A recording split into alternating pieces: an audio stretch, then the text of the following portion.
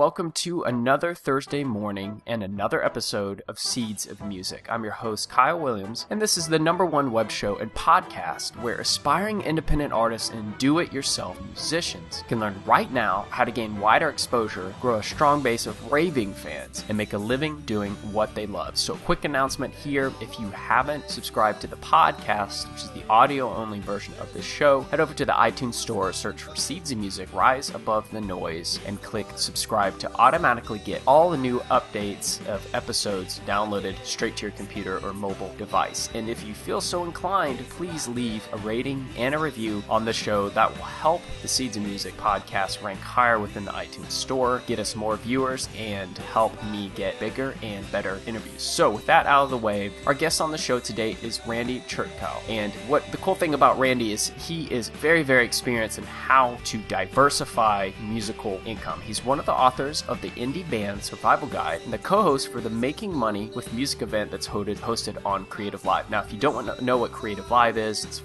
it's actually an online, kind of like online workshops that you can attend live when they are first broadcasted, and then you can access their archives after you join later on. So the cool thing about Randy is he's not only a musician, but he's also an IT professional. So he is very intertwined and very passionate about technology. And as you and I probably know, technology is what is really making the music industry move so quickly and giving us a lot of the unique challenges that we need to overcome. And Randy has been one member of Beatnik Turtle since 1997. They've released 19 albums and over 500 songs. And what I found was really interesting is in 2007, they started this website called thesongoftheday.com, where they released one song a day for 365 days, kind of like the idea of drip content on steroids. But really awesome strategy there to build more engagement around their music. And they've also licensed song to Disney, Viacom, and television as well. So a wealth of information with Randy. Hopefully this will be the first interview in a series with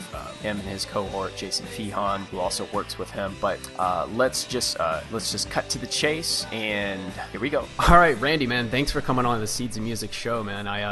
I know, actually, I went to your Making Money with Music Creative Live event, and you didn't know it was me, though, because I had a different name. But it's really exciting, actually, to have you on the show now, because I really enjoyed a lot of the information.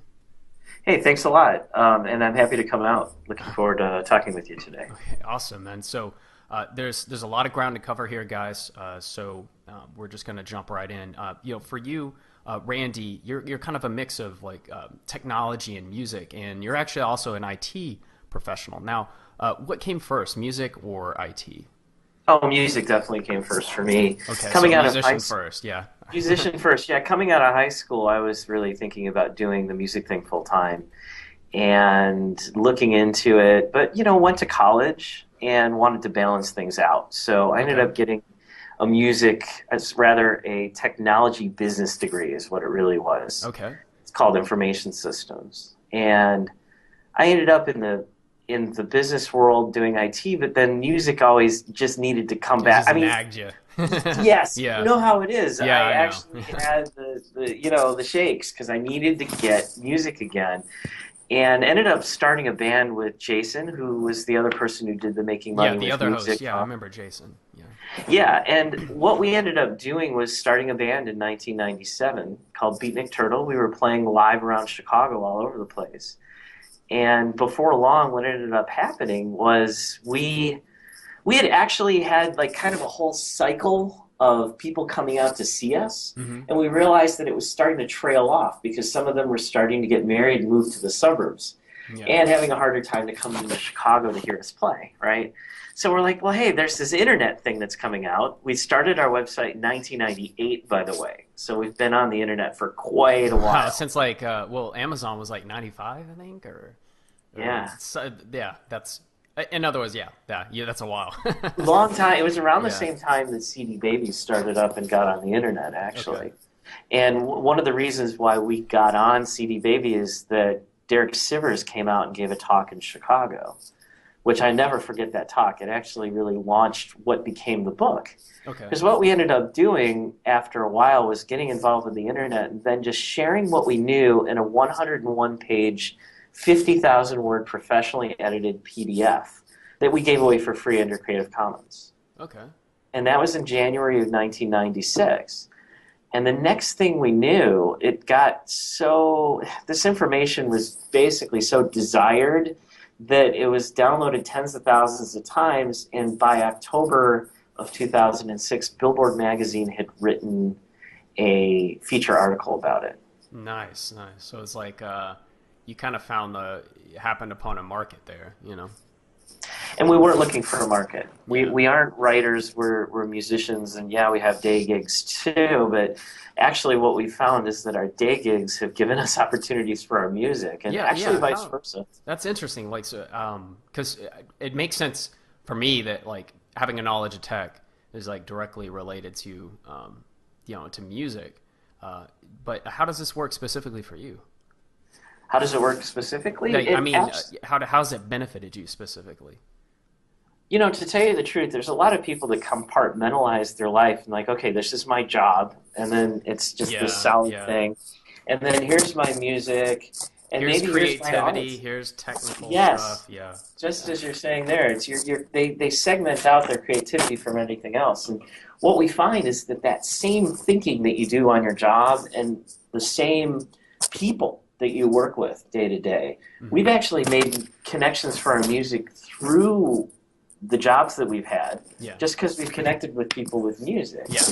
You know, the fact that we write about it, we talk about it, we're columnists for Electronic Musician Magazine. Yeah. It's opened doors for us on the professional side, but on the vice versa side, we've connected with people. Oh, I know this guy and he does music, and he turns out he owns a business, like a recording studio, and next thing we know, we've made a new music connection. So Randy, moving on. In 2007, okay, well, we're talking like late 90s now, but let's fast forward to 2007.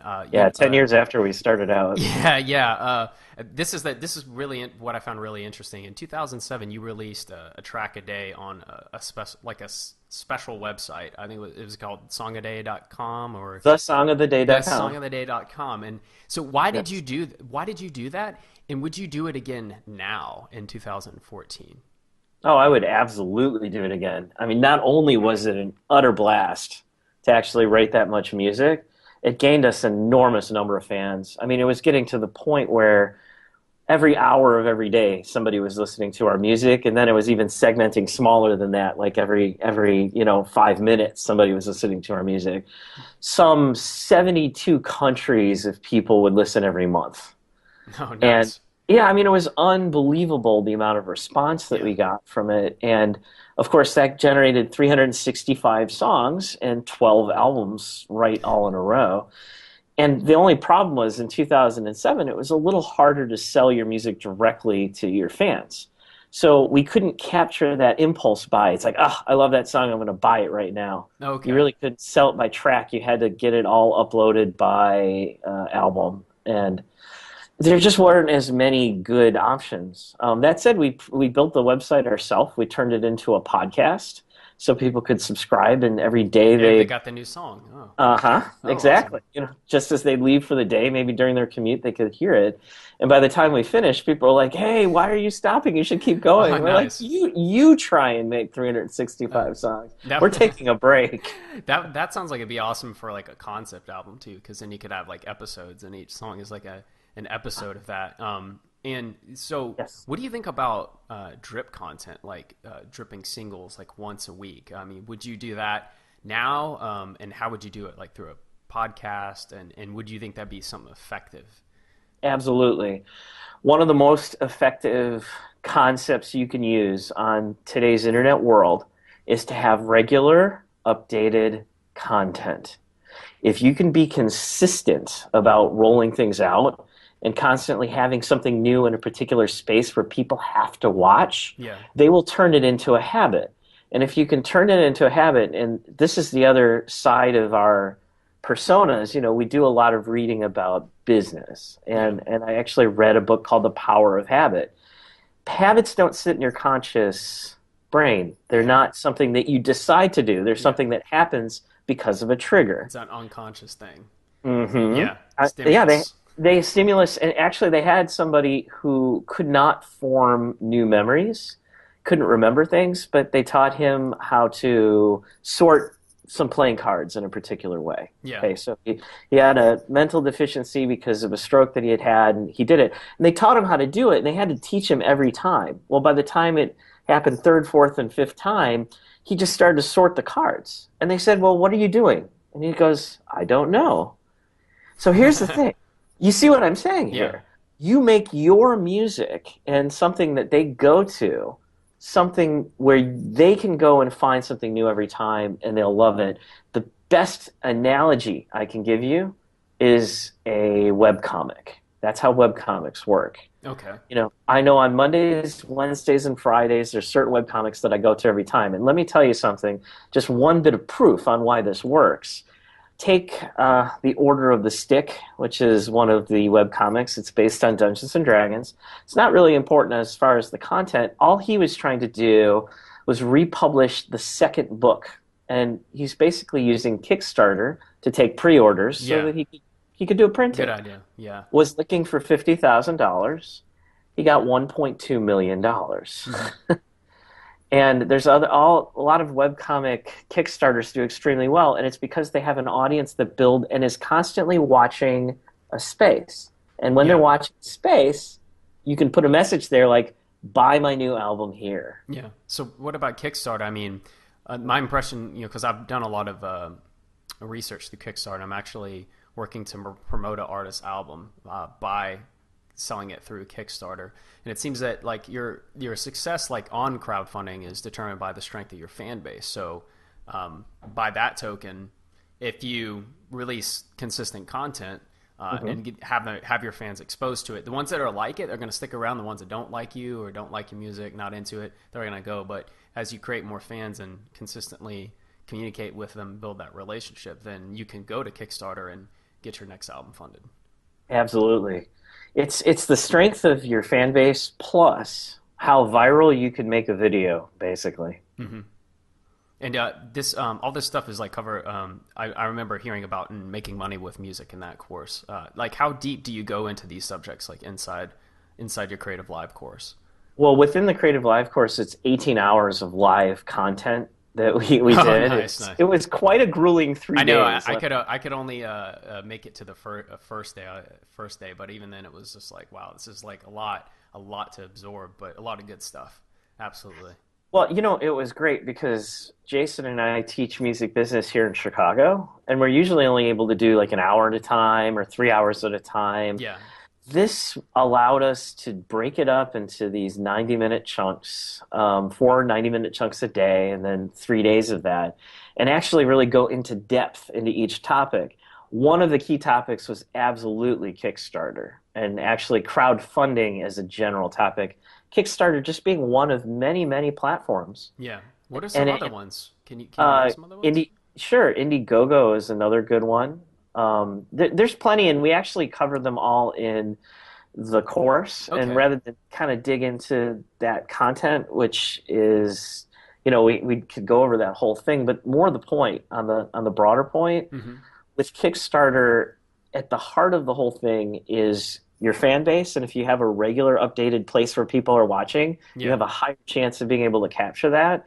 If you have a good video is basically the only thing that goes viral on the internet, if you think about it. Mm-hmm. And so we have a whole nother segment, an entire segment, 90-minute segment on video, how to make it, and actually how to monetize it, which a lot of people don't realize how many different ways there are to monetize your video content. Yeah. You merge that together with the whole crowdfunding concept, it marries perfectly, and the idea is to go outside of your group and really generate a huge amount of interest in what you're doing. So as far as like where the place where fans can consume regular content, is something like just a Facebook fan page enough? I don't recommend a Facebook fan page at this point for regular updated content because they block how many people can see it. They only show it to a small number of your audience. Yeah.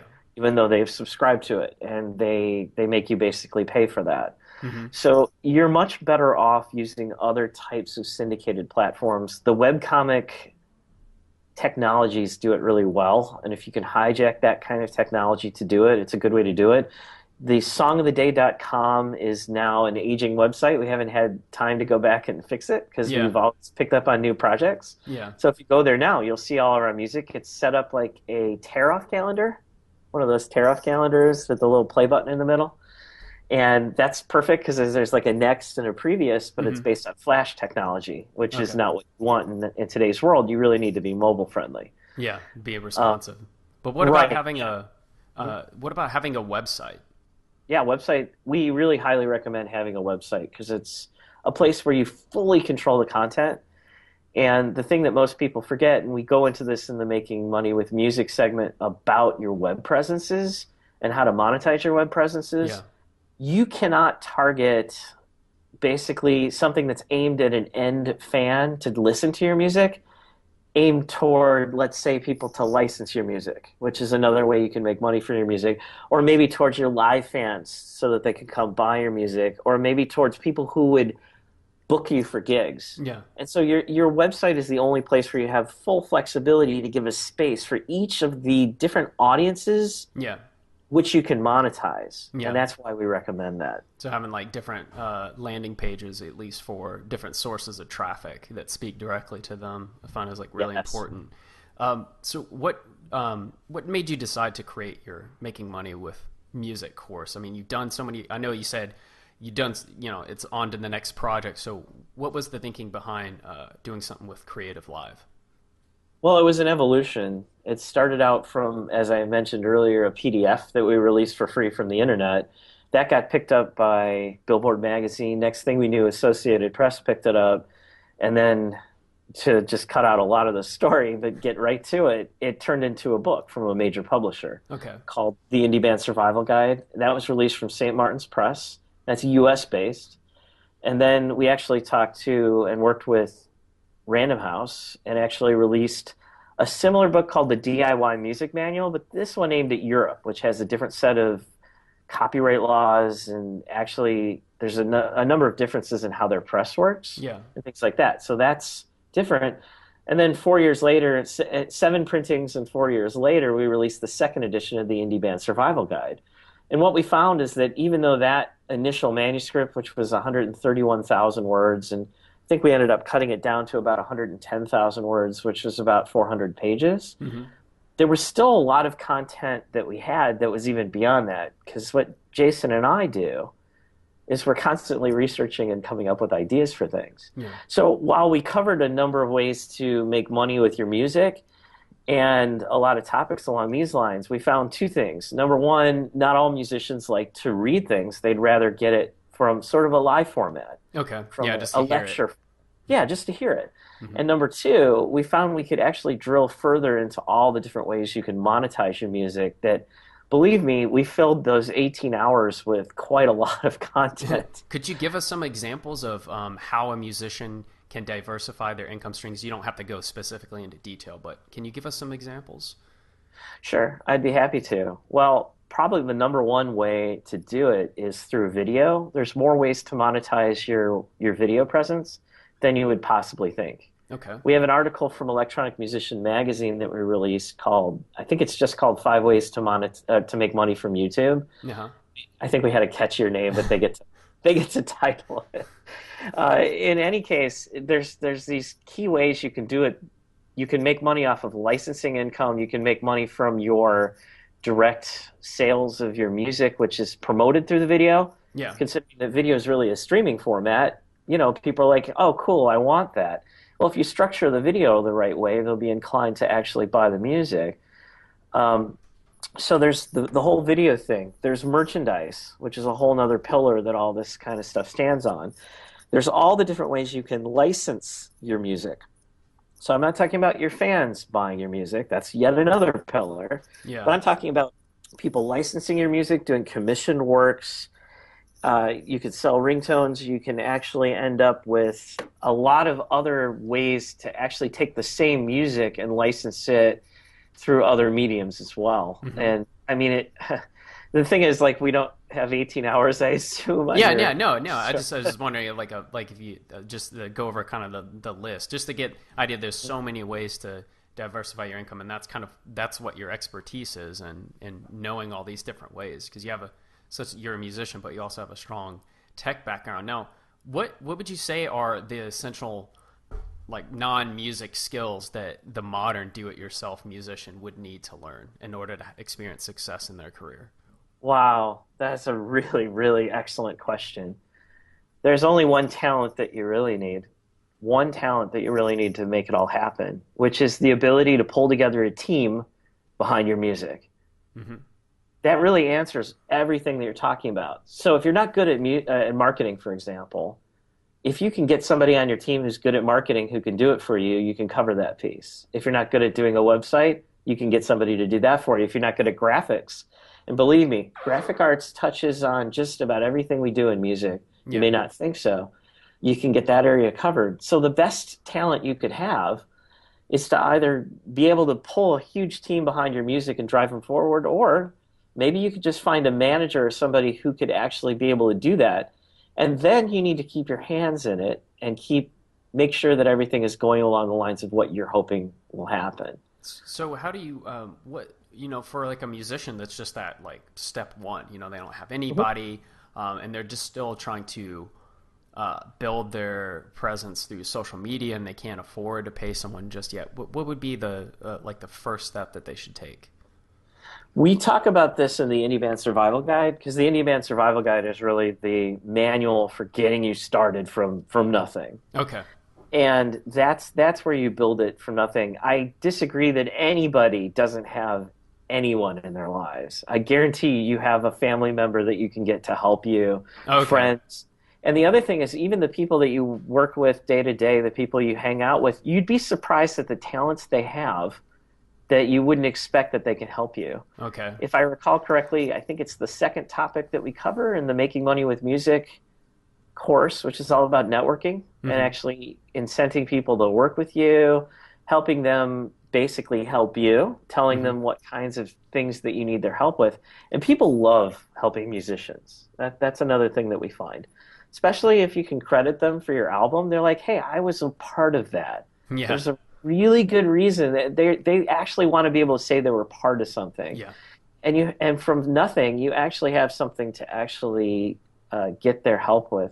Also, credits. I mean, if you're going to make a music video, there's no reason you can't have a little credit screen and put their name on it.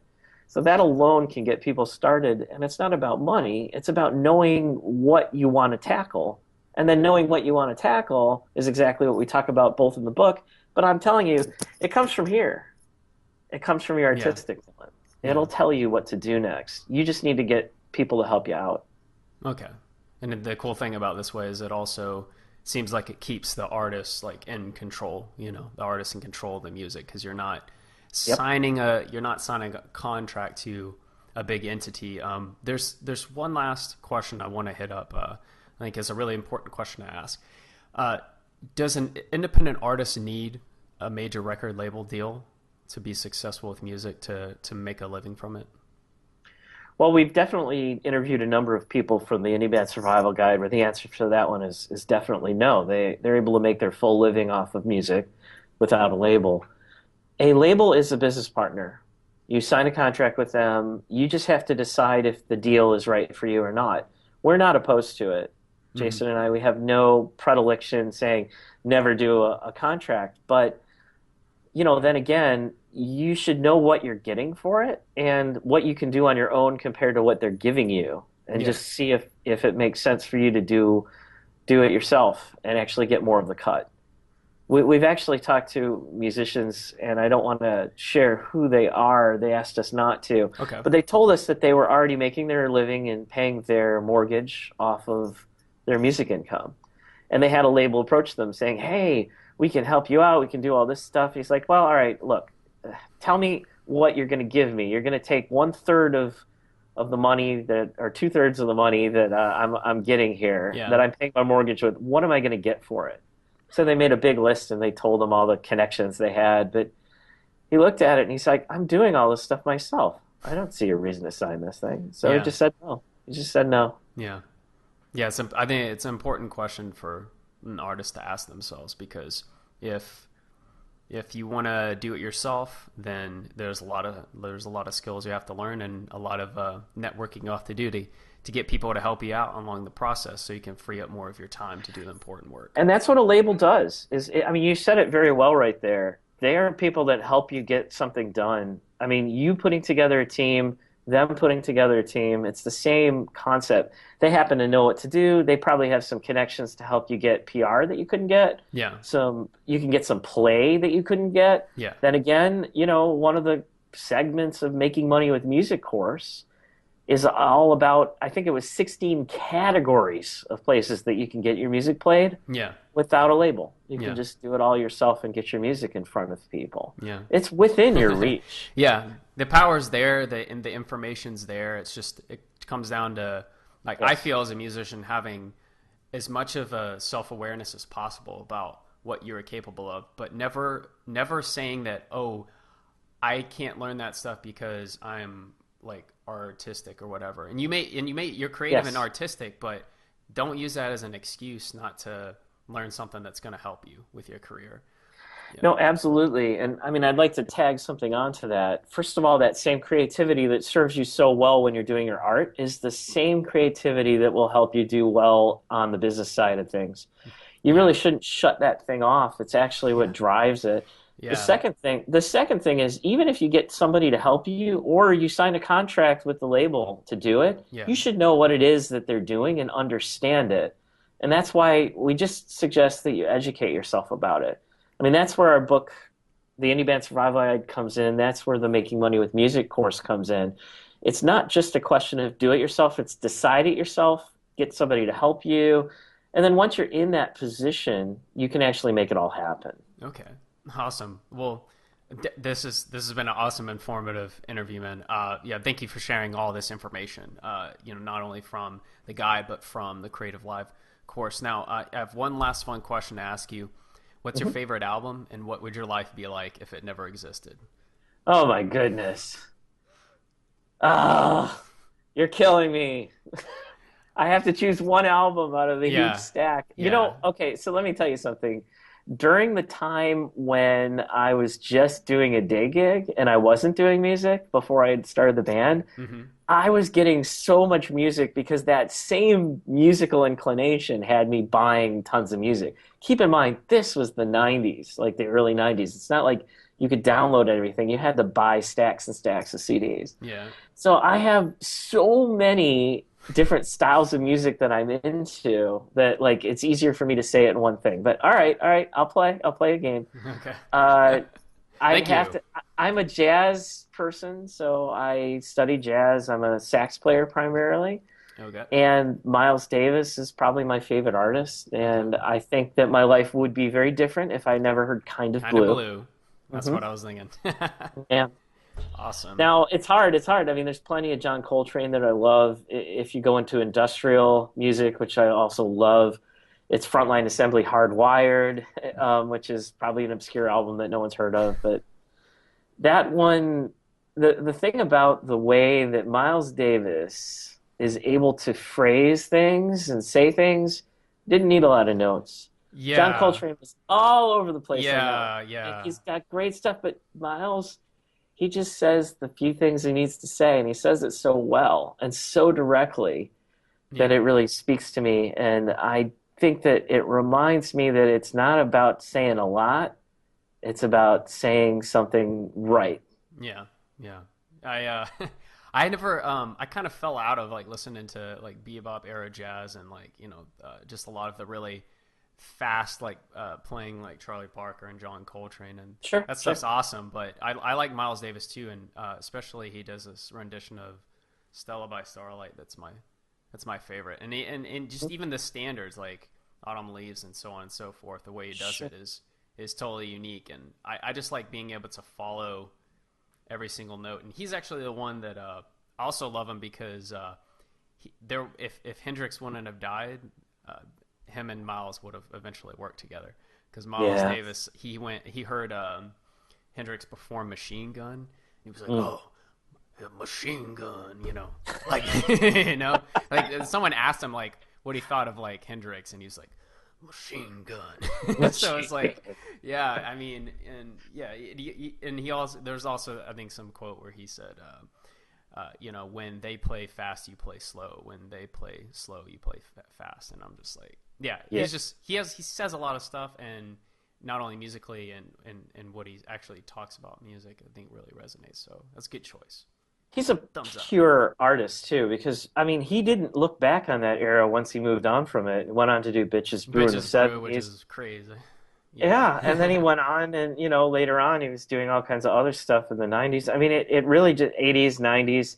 He never looked back. He never could stay still. And people were like, "Oh, we missed the stuff he used to do." He's like, he didn't care. Yeah. Can I hit you with another Miles Davis quote? Sure. Someone asked him why he didn't play ballads anymore, and he said, "Because I love playing ballads." And I was just like, "Ooh, man, nice.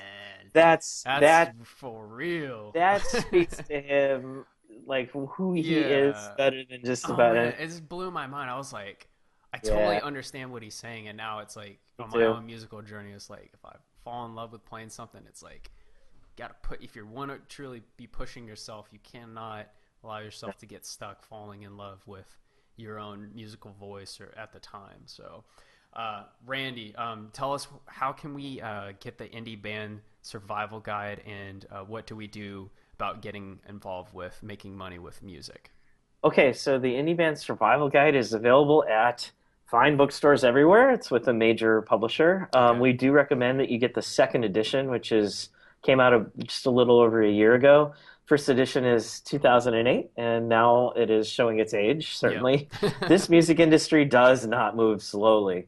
You can find it on Amazon or everywhere else you would go, or you can go to indieguide.com, INDIEGUIDE.com, and our website will show you where to get it. And same thing is true of making money with music. You can find it you should be able to find it from Indie Guide. Now that I think about it, maybe I need to post it up to a place there. If you can go to creativelive.com, which is a fascinating platform where they basically do online education in a really unique way. Mm-hmm. They do it filmed live. That was, like I said, 18 hours in 3 days, a very grueling experience. But, Jason and I are experienced basically presenters and lecturers, so we do a lot of this stuff. And if you look for Making Money with Music there, you'll find it on their site, and you can look at it and watch it any way you want in digestible little chunks and pick up everything you need just by listening and watching. All right, Randy. Yeah, thanks for giving us all that information on how to get a hold of that. So guys, go grab your copy of the Indie Band Survival Guide and check out the Creative Live course. I know I did, and I really enjoyed it, and that's actually why I reached out to Randy for this interview, and hopefully we can get your co-host on here. Oh, sure. I'll talk to Jason, and he just wasn't available in the near term. He was in the middle of doing some projects, but he'll be back, and we'd love to come back again. Maybe both of us can on. Okay, awesome. Well, Randy, thanks again for coming on the show. Thanks a lot. Okay. Happy to be here, and thanks for having us. Okay. See you later. And that wraps up another episode of Seeds of Music. On the show today, we had Randy Chertkow. Make sure to check out the links we have posted up below. Check out the Indie Survival Guide, and check out the online course workshop on Creative Live on making money with music. You won't regret it. Next, sign up for the email newsletter if you haven't already. This is the best way to stay up to date with all of our latest interviews. Just head over to seedsofmusic.net, punch in your email, boom, and you will also get 3 awesome videos on the top 3 mistakes that musicians make when marketing online. Next, if you haven't subscribed to the audio-only version of this show, which is our podcast, head over to iTunes, punch in Seeds of Music, Rise Above the Noise, and it will come up, and all you have to do is click subscribe, and you'll automatically get episodes downloaded to your mobile device or computer. And if you feel so inclined, please leave a rating and a review, because if you do that, we will rank, boom, shakalaka, higher up. Actually, I don't know even what that means, what I just said, but really, it just means that we're going to rate higher, and we'll get more viewers, and I'll be able to get bigger and better interviews onto the show. Next, if you like this interview, make sure to hit that share and like button below. You see right on the post page for seedsofmusic.net. Share it with everyone you know. And lastly, at the bottom of that page, you'll also see a comment box. Just leave your thoughts in there. What was your greatest takeaway from the interview, and how will you apply what you've learned? And who would you like to see interviewed next? If that person is you, send me an email to kyle.seedsmusic@gmail.com. I'll get right back to you. At most, it takes me 2 days, but I answer every email because I'm obsessed with that. Okay, and last, guys, remember, we are the future of music.